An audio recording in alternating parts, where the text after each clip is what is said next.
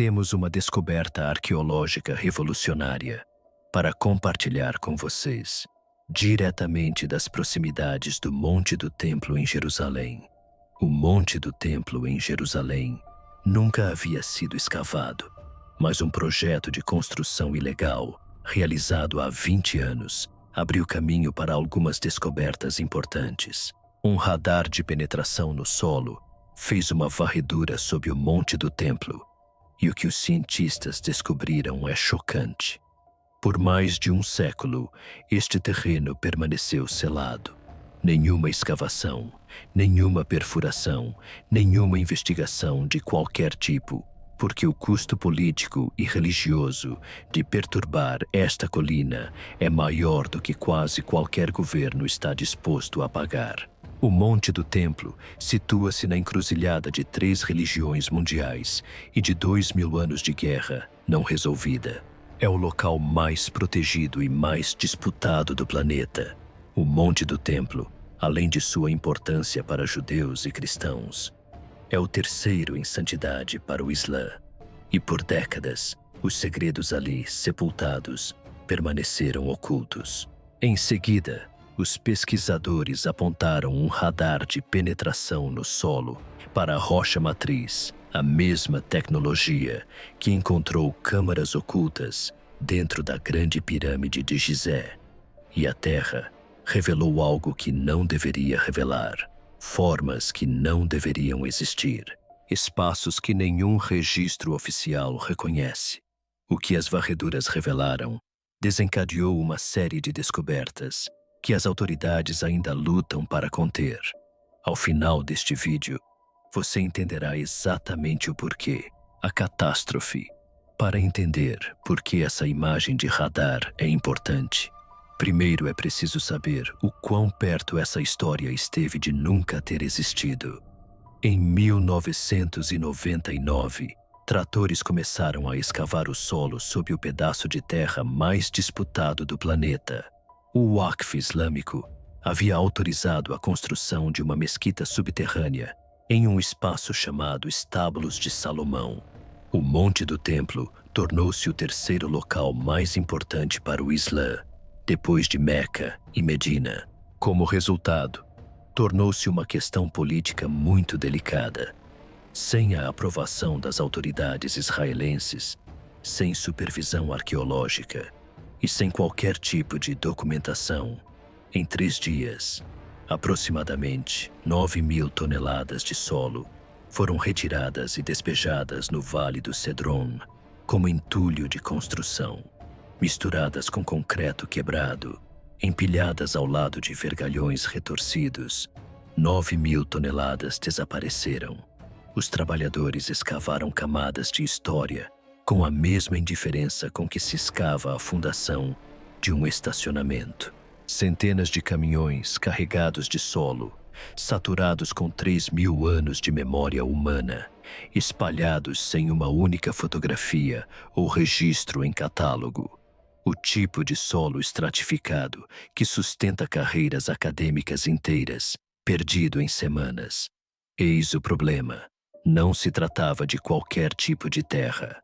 Este é o monte que o livro de Gênesis chama de Monte Moriá, onde Deus ordenou a Abraão que sacrificasse Isaque, onde Salomão construiu o primeiro templo e guardou a Arca da Aliança em um aposento tão sagrado que apenas uma pessoa na terra podia entrar nele uma vez por ano.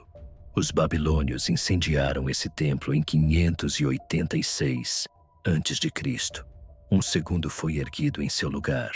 Os romanos o arrasaram em 70 d.C., quando Tito, filho do imperador Vespasiano, ordenou que 60.000 legionários invadissem Jerusalém ao amanhecer e desferissem o golpe final em uma cidade destruída. Os muçulmanos conhecem este local como o Nobre Santuário, de onde Maomé ascendeu aos céus. Os cristãos o conhecem como o local onde Jesus derrubou as mesas dos cambistas. 3 religiões, uma colina. Os judeus afirmam ser seu único lugar sagrado. Os muçulmanos afirmam ser sagrado para eles. Cada um deles diz que tudo aquilo me pertence. Um arranjo político mantido unido pela diplomacia, pela tradição e pela ameaça permanente de violência. Por mais de um século, essa fragilidade manteve tudo sob a superfície completamente intocável. Nenhuma escavação, nenhuma exploração, nada. O maior sítio arqueológico da Terra, selado na escuridão. E agora, as escavadeiras o haviam devastado. E em algum lugar naquele entulho descartado no Vale do Cédron, as evidências ainda aguardavam. Mas não por muito tempo, porque 2 homens estavam prestes a fazer algo que toda a comunidade acadêmica considerava inútil. E o que eles retiraram daquela terra mudaria tudo. O resgate. Quando Gabriel Barkay soube o que havia acontecido sob o monte do templo, dirigiu-se ao Vale do Cédron e parou à beira do aterro sanitário. Ele tinha mais de 60 anos. Passara a vida na terra de Jerusalém e encontrara coisas com que a maioria dos arqueólogos só sonha. Pequenos pergaminhos de prata, contendo os textos bíblicos mais antigos já descobertos. O tipo de descoberta que reescreve os livros didáticos. Ele sabia melhor do que quase qualquer pessoa viva o que aquele solo continha. Que camadas de tempo estavam compactadas em cada metro cúbico. Que nomes e objetos estavam entrelaçados nele como fios. E agora, tudo havia sido transformado em um aterro sanitário. Mais tarde, ele descreveu a sensação como a de assistir a uma cena de crime sendo arrasada em tempo real. Milênios de história estratificada, arrancados do contexto, espalhados sem documentação. Um registro que jamais poderia ser totalmente reconstruído. Seu colega, Zaki Dvira, estava ao seu lado e sentiu a mesma coisa. Não impotência, mas fúria. O tipo específico e focado que se transforma em ação. Juntos, eles olharam para aquele monte de lixo e viram o que ninguém mais estava disposto a ver. Não um desastre, mas uma última chance. Eles lançaram o projeto de peneiramento do Monte do Templo em um parque público em Jerusalém Oriental, sem grande apoio institucional, sem financiamento governamental a princípio. Apenas determinação, peneiras de solo e um exército crescente de voluntários que vinham de todo o mundo. Dia após dia, ano após ano, sob lonas no calor do verão, peneirando a terra descartada à mão, balde por balde, fragmento por fragmento. E acredite, o que saiu daquela terra foi impressionante. Mais de 500.000 artefatos, moedas do reinado de Herodes, pontas de flecha da época das cruzadas, joias islâmicas, fragmentos de cerâmica abrangendo dezenas de civilizações ao longo de 3.000 anos. Toda a história comprimida de Jerusalém, embutida em solo que havia sido tratado como entulho de construção. Então, um voluntário avistou um pequeno pedaço de argila endurecida, achatado, rachado pelo tempo, fácil de passar despercebido. O Monte do Templo é o maior complexo religioso do mundo antigo. Sob ampliação, revelou-se uma bula, uma antiga impressão de selo usada para autenticar documentos oficiais. A inscrição estava em paleo-hebraico e pertencia a Gedaliahu, filho de Immer. O nome Immer aparece no livro de Jeremias, uma família sacerdotal ativa durante o período do Primeiro Templo. Este pequeno pedaço de argila confirmou a existência física de uma pessoa real, mencionada nas Escrituras. Não uma lenda, não uma metáfora, um homem com nome, profissão e selo que esteve exatamente neste topo de colina há quase 3.000 anos. Se o que essas pistas indicam é o que os pesquisadores agora acreditam, inscreva-se e ative as notificações agora mesmo. Porque o que aconteceu a seguir faz com que tudo até agora pareça um aquecimento. Mais bulas vieram à tona, nomes que correspondiam a registros bíblicos, símbolos de menorás, portões do templo, vestes sacerdotais, cada um deles uma voz do passado remoto. Mas eis a questão: esses artefatos não estavam espalhados aleatoriamente pelo solo. Eles se agrupavam em zonas específicas, zonas que se alinhavam perfeitamente com antigas descrições textuais de áreas sagradas no monte. O padrão era inconfundível. O projeto de peneiramento não apenas recuperou artefatos, como também produziu um mapa. E agora, uma nova equipe de pesquisadores tinha uma ferramenta que podia rastreá-lo mais profundamente do que qualquer pá jamais conseguiria. A rede oculta. Entre 2021 e 2024, pesquisadores começaram a combinar radar de penetração no solo com mapas topográficos britânicos empoeirados das eras otomana e do mandato britânico. Esses antigos levantamentos haviam registrado algo estranho: vazios subterrâneos perto da borda sul do Monte do Templo, câmaras, escadarias, espaços ocos que ninguém conseguia explicar. Durante gerações, esses relatos permaneceram arquivados, descartados como meras suposições de uma época menos científica. A nova equipe decidiu verificar. A escavação física sob o monte ainda era proibida, politicamente intocável, religiosamente explosivo.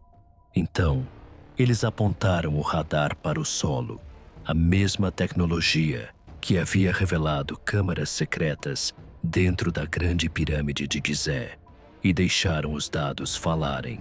E as varreduras revelaram sinais, bordas retas, formas geométricas, marcas artificiais, onde o calcário natural deveria mostrar apenas rochas irregulares.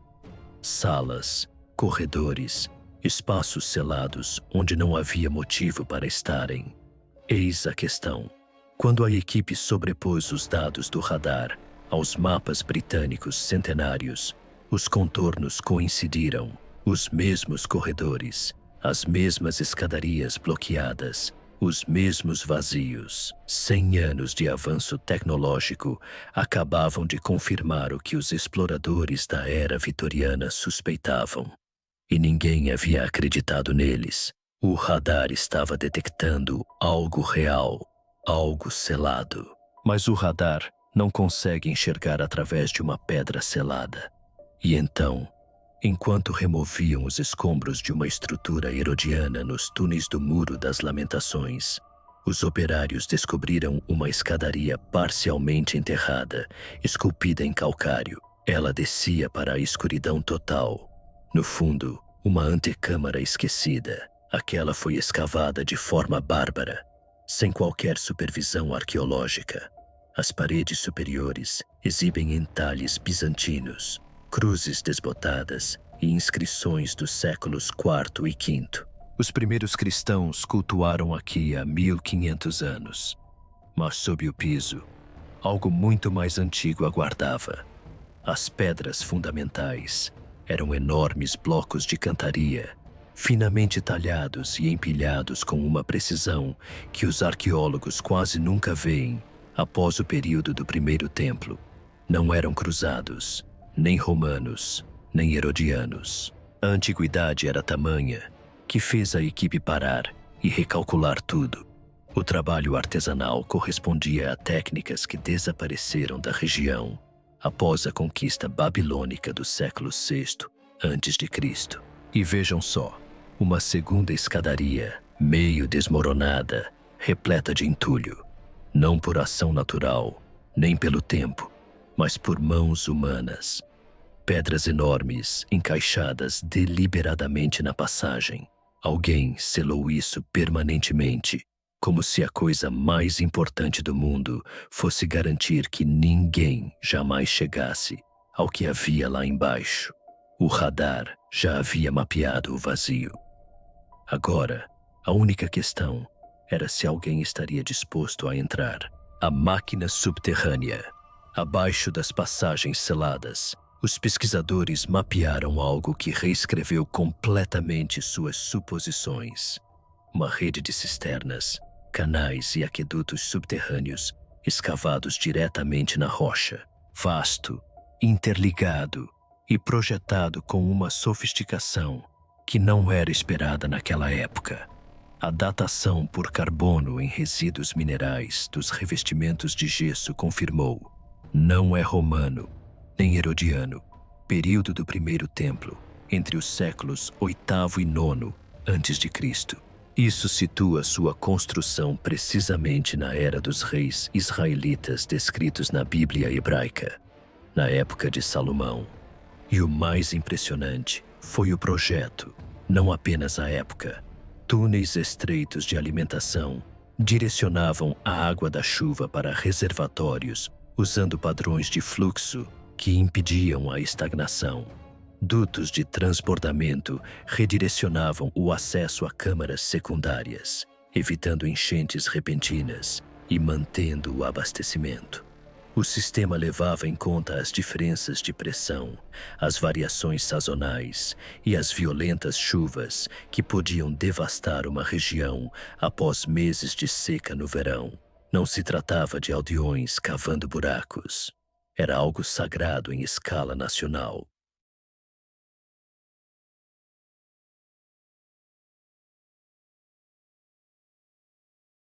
A engenharia, uma civilização que compreendia a relação entre água e culto tão bem, a ponto de esculpi-la na própria estrutura da Terra. E quando os pesquisadores sobrepuseram os mapas às descrições textuais antigas, as conexões se fizeram. Diversas cisternas coincidiram exatamente com locais mencionados no livro das Crônicas, que descrevem os preparativos de água feitos pelos reis israelitas para os rituais do templo. Uma enorme bacia ficava exatamente sob o local onde os textos hebraicos indicavam a posição do altar de sacrifício. Essa bacia era revestida por espessas camadas de cinzas e tênues resíduos orgânicos, acumulados ao longo de séculos. Temos mais de 6.000 moedas antigas. Temos fragmentos de figuras e estatuetas. Temos objetos de guerra antigos, de uso ritual repetido, lavagem das mãos, purificação de ferramentas, oferendas de libação. Geração após geração, os mesmos atos, o mesmo espaço. Eis o problema. Os canais não terminavam nas cisternas. O radar já havia mostrado isso. Eles levavam mais fundo, diretamente para câmaras que haviam sido seladas de forma tão completa, com tamanha precisão, que sobreviveram a todos os impérios, a todos os terremotos, a todos os exércitos que passaram por aquela colina durante 3.000 anos. E a equipe estava prestes a entrar. A Pedra da Shequina. O Dr. Yuval Baruch passou anos trabalhando nos túneis sob Jerusalém. Ele não era um homem dado a dramas, metódico, preciso, o tipo de pesquisador que confia em dados em vez de instinto e mede 2 vezes antes de anotar qualquer coisa. Quando conduziu a equipe para a passagem além da escadaria selada, moveu-se como sempre fazia, com cuidado, em silêncio, um passo de cada vez. A passagem se estreitou, o ar ficou denso, antigo, intocado pelos pulmões humanos por milênios, o tipo de quietude que não existe mais na superfície. O radar havia mostrado a eles o formato da sala no final daquele corredor, as dimensões do vazio, o contorno do que quer que estivesse lá dentro. Mas dados em uma tela e estar na escuridão real são 2 coisas completamente diferentes. No final do corredor, chegaram a um limiar de pedra selada. As últimas pedras foram removidas. Ninguém se moveu, ninguém falou. A câmara era pequena, não tinha mais de 3 metros de diâmetro. As paredes talhavam diretamente na rocha, lisa e nua, sem decoração, sem cor, apenas pedra bruta e antiga, e no centro, uma bacia de pedra, redonda, rasa, meio enterrada em cinzas. Fragmentos de incenso queimado a rodeavam, lâmpadas de óleo de barro preto, dispostas com uma precisão deliberada e inquietante. Pequenas oferendas colocadas com um cuidado que falava mais alto do que qualquer inscrição jamais poderia. Esta sala não havia desabado, não havia sido abandonada, tinha sido selada de propósito, destinada a permanecer intocada até o fim dos tempos. E por mais de 2000 anos, assim foi. A bacia trazia marcas, desbotadas por milênios, mas legíveis sob luz direta. Escrita paleo-hebraica. Baruch se aproximou. Sua lanterna iluminou as letras esculpidas. Ele leu as palavras lentamente, 1, 2 vezes, e sua voz falhou. Aquele que habita aqui, seu espírito jamais o abandona. Ele deu um passo para trás. Alguém atrás dele ouviu o som de sua respiração. Não exatamente um suspiro, não exatamente uma palavra. E a equipe entendeu, antes mesmo que ele dissesse qualquer coisa. Suas mãos não estavam firmes.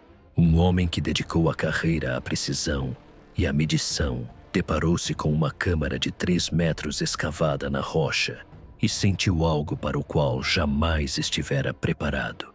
Não se tratava da descoberta de um artefato, da prova física de uma presença.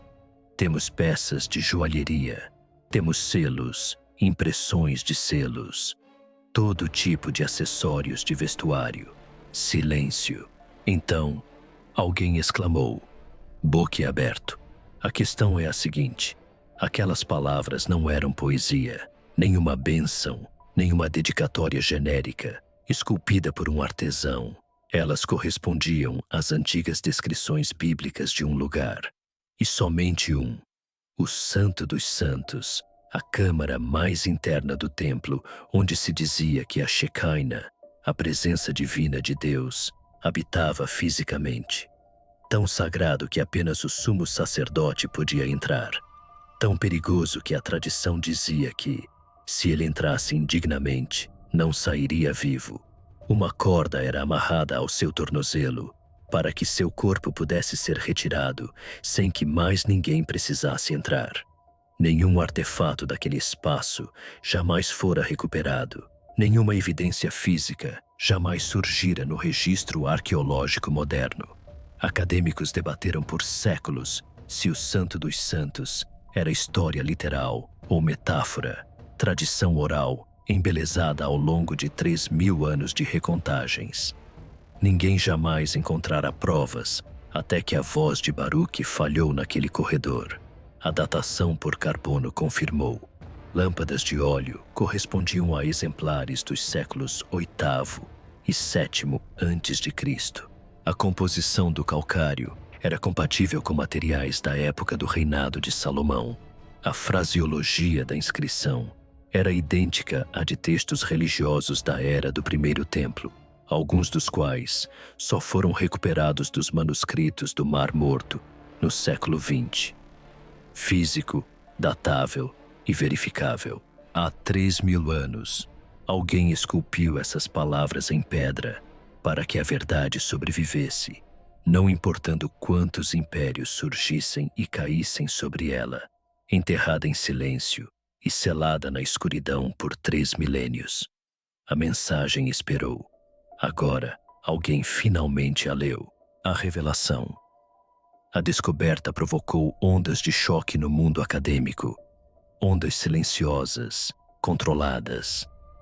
O anúncio foi cauteloso, fragmentado, deliberadamente vago, porque as pessoas que sabem o que foi encontrado entendem exatamente o que isso significa e compreendem o perigo. O Monte do Templo é sagrado para 3 religiões globais. Qualquer alegação de que a narrativa de uma tradição tenha sido comprovada de forma definitiva pode desencadear crises que se estenderão muito além de Jerusalém. Essa descoberta é como um fósforo aceso em uma sala cheia de pólvora, e todos que o seguram sabem exatamente o que acontece se o deixarem cair. O teólogo evangélico Dr. Michael Brown considerou a descoberta a validação arqueológica mais significativa das Escrituras desde os manuscritos do Mar Morto, mas alertou que as implicações levariam décadas para serem totalmente compreendidas. Algumas comunidades cristãs a veem como um cumprimento profético, uma prova tangível de que os relatos bíblicos eram registros históricos e não tradição oral, embelezada ao longo dos séculos. Mas eis a questão: nem todos estão comemorando. O rabino David Lau, ex-rabino-chefe de Israel, teria declarado que, embora a descoberta confirme o que os fiéis sempre souberam, perturbar a área da Shekinah, sem a devida preparação espiritual, pedras coloridas vindas do norte da África, da Europa, do Egito, da Ásia Menor, importadas, é uma transgressão da mais alta ordem. Para os judeus devotos, este solo não tem significado histórico. Ele está repleto da presença divina. Escavá-lo não é exploração, é profanação. As autoridades islâmicas têm permanecido em grande parte em silêncio. Fontes sugerem intensa preocupação sobre como as descobertas poderiam ser usadas para promover reivindicações territoriais. O delicado status quo que rege o Monte do Templo, mantido por décadas de diplomacia e pela constante ameaça de colapso, nunca esteve tão frágil. Uma confirmação pública do que foi encontrado poderia desfazer acordos que mantiveram uma paz frágil intacta por uma geração. No entanto, nos bastidores, a pesquisa está se acelerando. Os pesquisadores agora estão pressionando para obter acesso à tecnologia de imagem por muons, o método de varredura de partículas que descobriu vazios ocultos dentro da Grande Pirâmide em 2017. O objetivo é mapear câmaras seladas adicionais sem tocar na superfície, sem perturbar o solo, sem dar a ninguém motivos para interromper o projeto, porque o radar de penetração no solo já mostrou mais 3 vazios. E o que essas varreduras indicam muda tudo novamente. O que nos espera lá embaixo? 3 vazios adicionais apareceram no radar.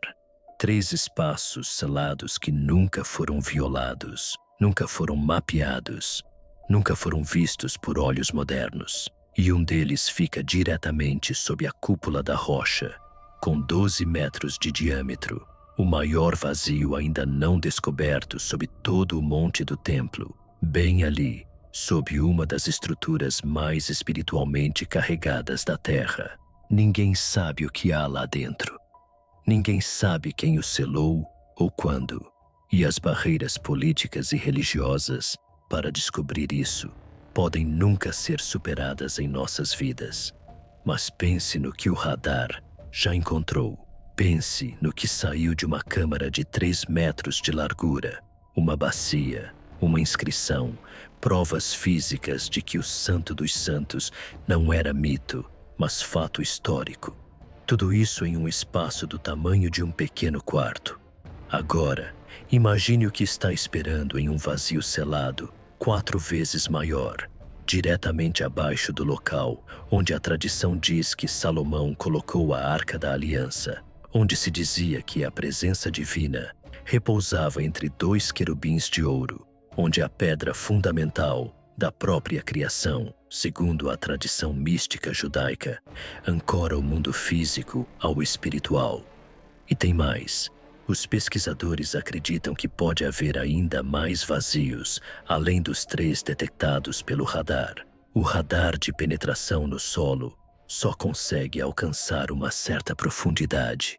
A imagem por muons poderia ir mais longe, através da rocha sólida, em espaços inacessíveis ao radar, espaços selados antes da destruição babilônica de 586 a.C., antes do exílio, antes de tudo ser perdido, selados por sacerdotes que viram o exército se aproximando, que escolheram não salvar o templo, mas sim o que o templo representava, enterrando a prova tão profundamente que apenas uma civilização com ferramentas ainda não inventadas a encontraria. E se for exatamente isso que aconteceu? E se o maior vazio selado sob a cúpula da rocha contiver a resposta para uma pergunta que 3 religiões vêm fazendo há 3.000 anos? O radar encontrou as bordas desse vazio. A porta foi entreaberta. Não pode ser fechada novamente. Se essa descoberta te impactou tanto quanto me impactou, clique no botão Gostei e inscreva-se para mais análises profundas da história que eles não querem que você descubra. Deixe um comentário abaixo. Você acha que os pesquisadores deveriam abrir as câmaras seladas restantes? Ou existem segredos que devem permanecer enterrados para sempre? Clique aqui para mais descobertas proibidas que a arqueologia tradicional ainda não consegue explicar.